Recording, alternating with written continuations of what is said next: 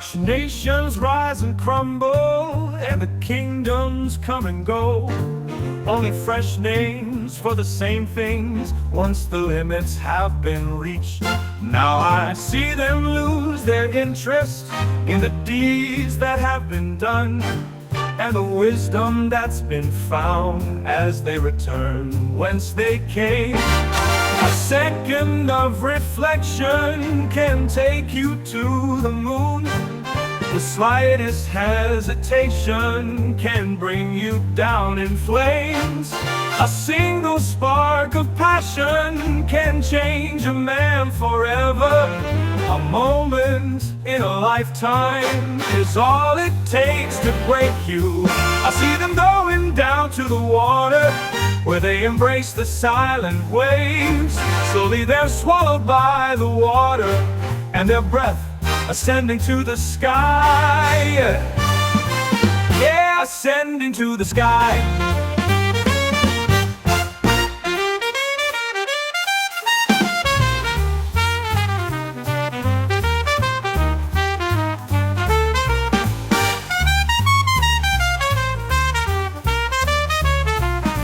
Their fraction of a heartbeat made us what we are. A brother and a sister, for better or for worse. A billion words ago, they sang a song of leaving.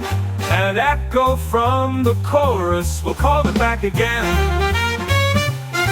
An echo from the chorus will call them back again. Yeah, I call them back again. Leviathan, Leviathan.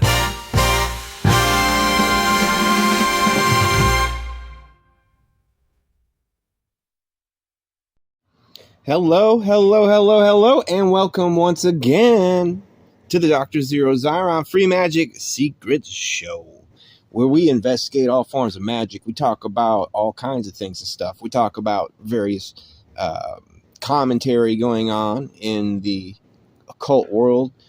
We talk about various music projects, one of which is I've been making all this cool music with Suno and posting it on this channel, as well as the book that I put out called Apex Unhinged, and you just need to Google that. So with all that, promo done and out of the way really fast, I wanted to move on. So it's basically like a calm moment. I'm totally alone. I'm sitting on a back patio with a candle lit, drinking a beer. It's just me and this recorder, feeling incredibly loner right now, kind of like sad loner for once, because as I said, every time I learn more and more magic stuff, it drags me away from people in general. So long story short was I finally found this guy, writer named Paul Foster Case, and he wrote a book called The Tarot. I missed it in my journey of researching and learning all this stuff. It's a key book that I should have read at the very onset. It would have made things a lot easier.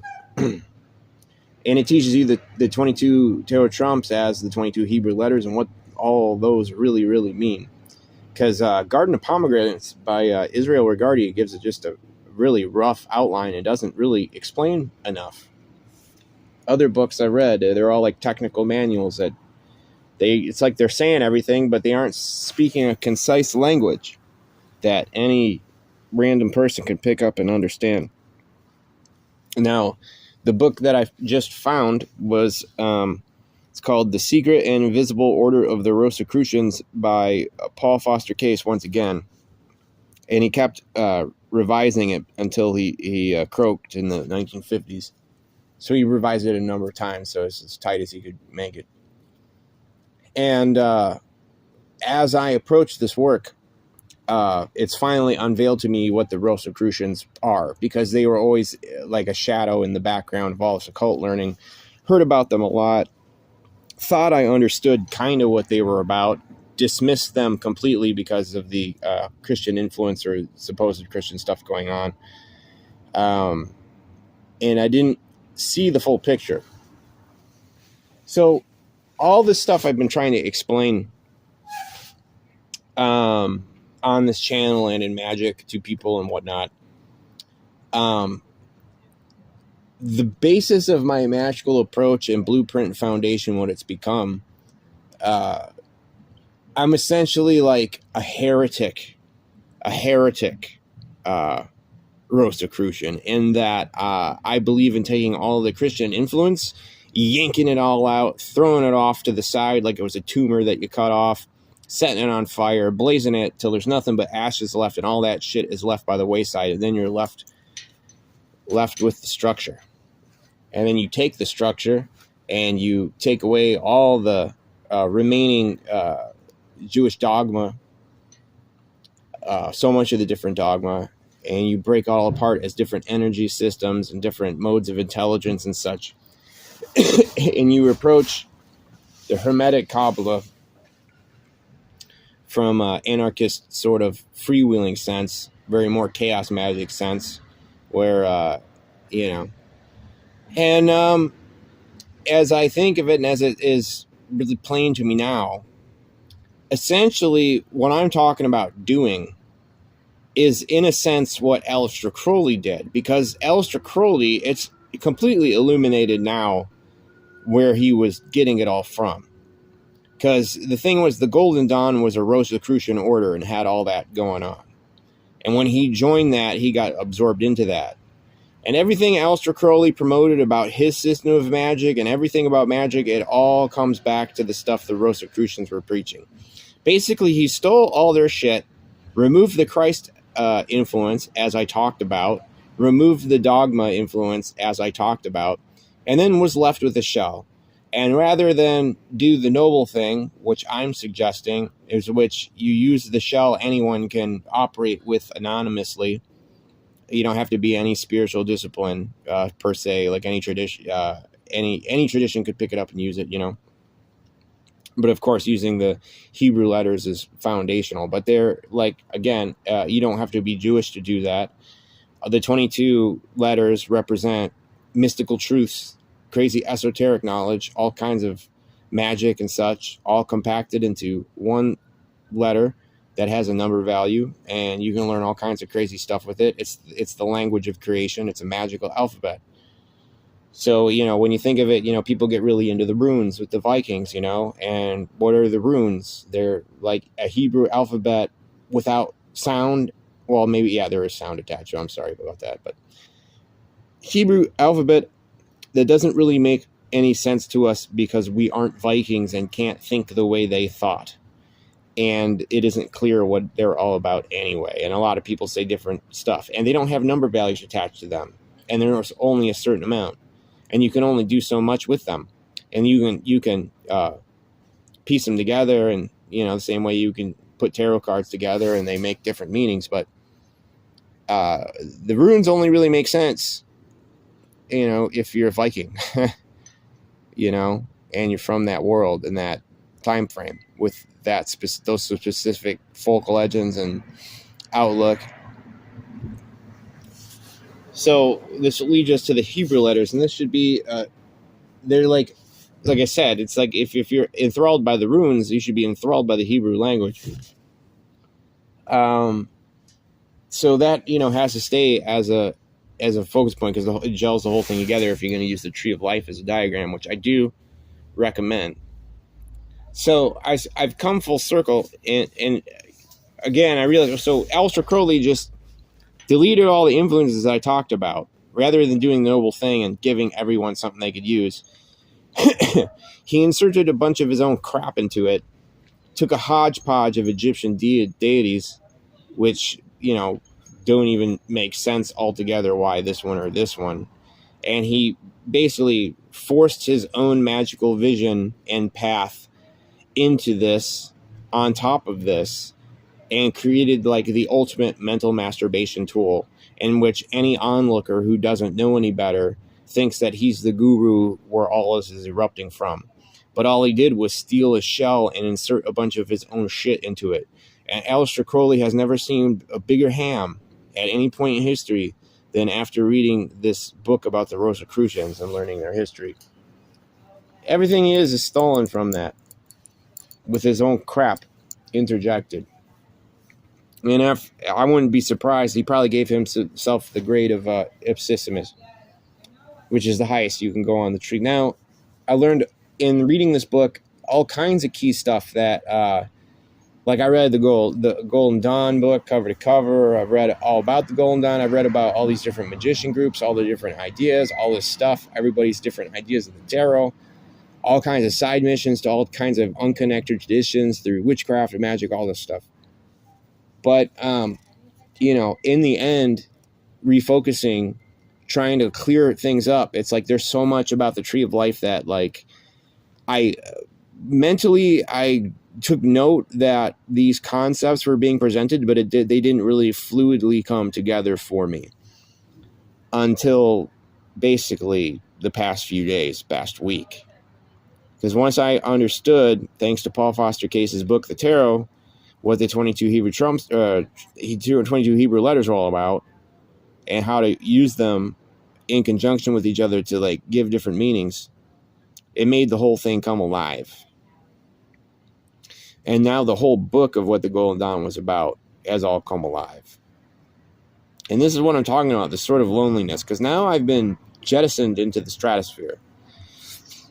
Now, this business I wanted to clear up, this talk about the secret chiefs, it wasn't clear to me, at least in this manuscript, what it's saying, because I thought they were talking about disincarnate beings that had basically turned into force ghosts, like the Jedi, like when fucking what's his face, Obi-Wan Kenobi, when Obi-Wan Kenobi turns into a force ghost. It was the idea that magicians that had come before and reached a certain sort of attainment had become one with the creation, and then therefore could be contacted like mediumistically or something. Now, I think that's an idea that's flown out there, but it isn't really clear to me if that's really what Golden Dawn meant when they were talking about it, or they meant in the Rosicrucian stance. So the Rosicrucian stance is that Rosicrucianism is not a organization. They call it the invisible order because you just are. It's like you just wake up and are drawn to the occult and medieval alchemy and all this stuff. Because the Rosicrucian manuscripts came out in 1611. So it became the premier ideology that helped tie all kinds of stuff together in those days. And it had that Christian Christ veneer to it. But of course, they're talking about like Gnostic Christianity. They don't believe in a demiurge. Their idea is that Jesus was somehow this like a master. I don't know. They wouldn't call him a magician, but this master of. He won with the universal life force and the cosmic will and the cosmic electricity that runs through everything. He was supposedly like the illuminated one. He was like a Buddha, of course, something like that. And he was, that's why they call it Christ consciousness, to be totally clear at the top of the tree in Keter, the crown. And that when you achieve that oneness of consciousness where you're one with the universe, you become the ipsissimus. Now, the way that they talk about this is the secret chiefs are of 10. And there's a secret chief for every single Sephirot. So the idea here is that, when you look at a Sephirot as it goes down, in every single Sephirot, everything correlates with each other. Like the whole tree is happening once in unison and all flowing together and all happening, like I said, at once. So if you say you just look at the Mars Sephirot, you could look at that as having an extra tree of life inside the Sephirot bubble as well. Because Geburah, Mars itself, it has its own Keter, it has its own Hokmah, it has its own Binah, it has all those forces interconnected.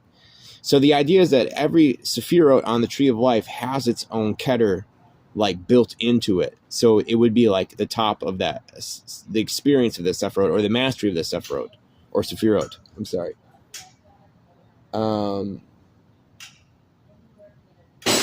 So the idea is that you master the Sephirot, and across the world, there are 10 living people who make that grade. Nobody knows who they are. They aren't elected by the Rosicrucians. They just naturally spiritually evolve and grow and learn all these lessons, and that at any given point in time there's someone on the face of the earth who completely understands what the true meaning of one of the Sephiroths are, and that person is like the wizard of that, and they don't even necessarily need to know anything about the tree of life. It's all about the mentality and them like being one with that. It could be a deaf, dumb, and blind child could somehow completely understand what something is inherently through their own intuition and be that like golden child that fits that thing.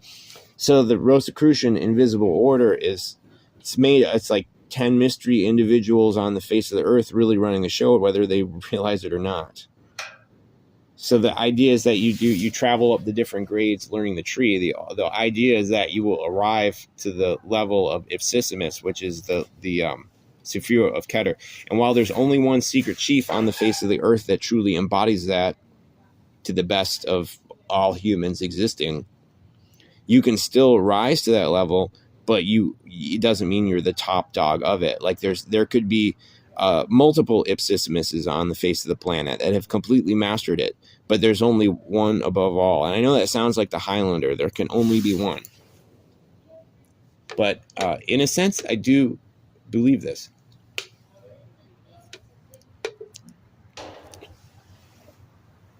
You know? Because, yeah, I mean, it isn't scientific to say that, the universe is a creation of 10 emanations, like any of that stuff. But when you learn number expansion, and you just learn the powers that they represent, they are energies of the universe that are pulsating, moving the boat forward. So, who knows? It's just in the end, it's the most complicated metaphysical abstraction of all time, which can be picked and pulled apart in like any way you could possibly think. But the Tree of Life has so much brilliance to offer. If you just study it, you'll get to it.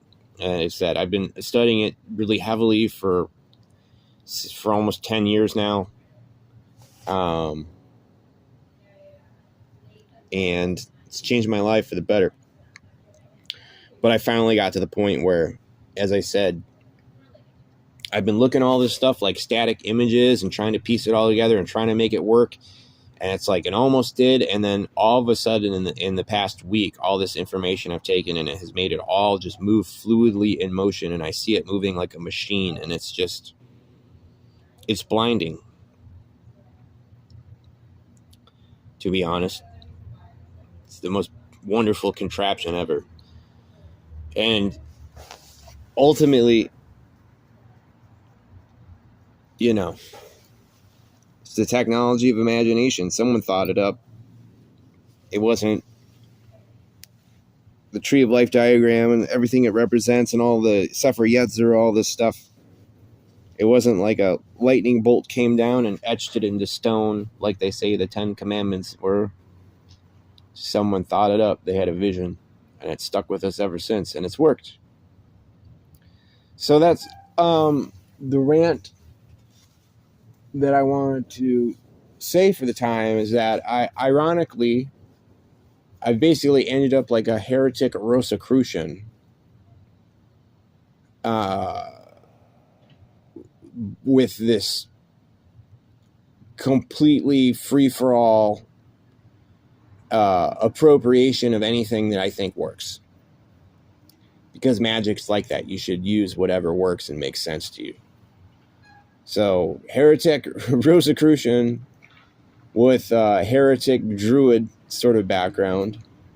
A heretic of all kinds of fucking things, because if you're gonna take something and you're gonna warp it to your own specifications and you change the trajectory of it in any way, you fuck with it, you're a heretic of that thing. So being a heretic is a proud thing. It means you're on the right path, because anything that is established and is set becomes static. You can grow from static stuff, but it has to grow with the person. It has to like adapt and change. So that's where I'm at. All these runarounds. So I'm like realizing like what's the next step. If I was to do a big Magick book, it'd basically be reinterpreting the Paul Foster Case Rosicrucian book to adapt to my anarchic sort of viewpoint of it, my more chaos magic free-for-all. And I see a project of a book that would be like 5,000 pages long, and I'd be like, here's my thing. But the only way I could never explain it good enough, I'd end up just having to plagiarize everybody, because there's only so many ways you can write about the tree of life and how it works until you're sounding like someone else who ever wrote something. So I feel like the greatest book I could write is simply a large catalog of all the most important books I've ever read, which I think everybody should, and then they're able to see what I see. But most importantly, I'm also interested in what I'm not seeing. I'm not positing myself as the ultimate philosopher, the ultimate one of the knowledge of all this. I'm just a seeker, and I've learned what I've learned, and I've stuck with it, and my studies have got me way, way, way deeper than most of the people I've ever known. So I think I'll leave you there. I think I've been ranty enough, but maybe you feel what I'm saying, maybe you understand. Either way, look into these books I'm talking about. Really look into the Rosicrucians, what they're all about. Read their first two manifestos, and write your own manifestos. Because Rosicrucianism was it was a notion, it was an idea, it was a vision, it was like a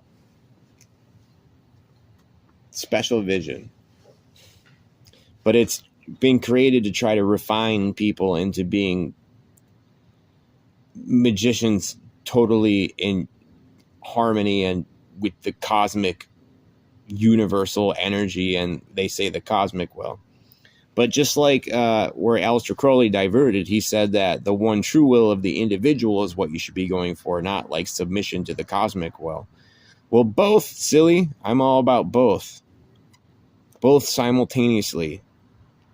Because if you were created as an organism with intelligence, and your intelligence is always growing, it would seem to me that whatever created you wants you to keep getting more intelligent.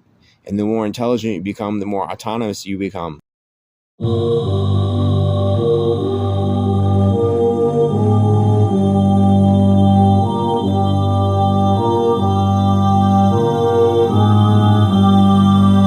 Welcome to the astral plane,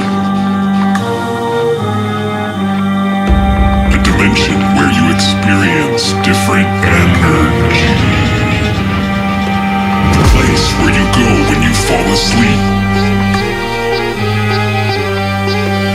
When you have your dreams or your nightmares.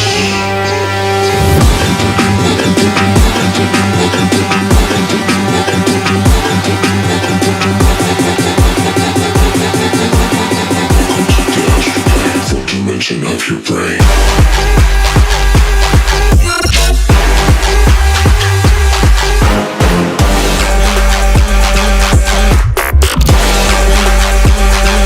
Astral plane.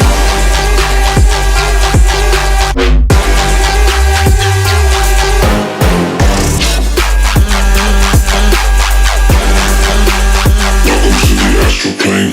Astral plane, what dimension? Come and take a ride. Energy and the pain makes you come alive. Home is the place that you go when you sleep at night. See the truth wide open from your third eye.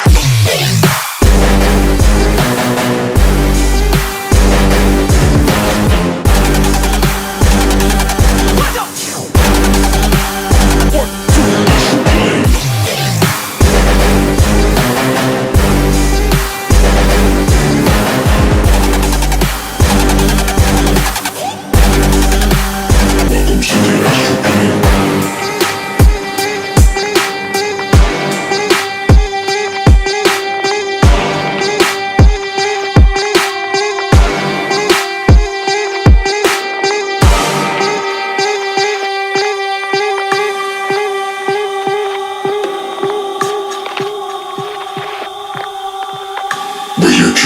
your nightmares play.